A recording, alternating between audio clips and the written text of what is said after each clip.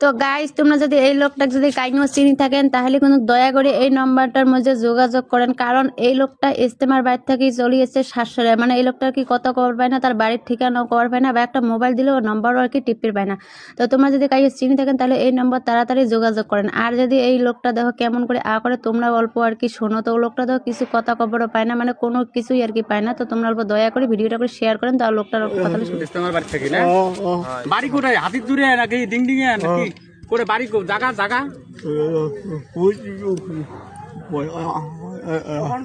কি জ্বালা হইল সাত লোক থাকলে তাহলে কোনো কার্ড টাট নাই, নাই নাই হইলে নাই নাই নাই কোনো বাড়ি করে কভার পান না, ইশারা দিয়ে লেখ করে পান না।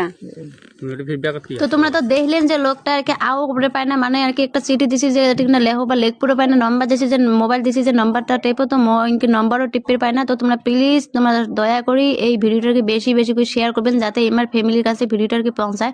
তো বর্তমান লোকটা কিন্তু শাশুড়াতে আছে আর এই নম্বর যোগাযোগ করবেন।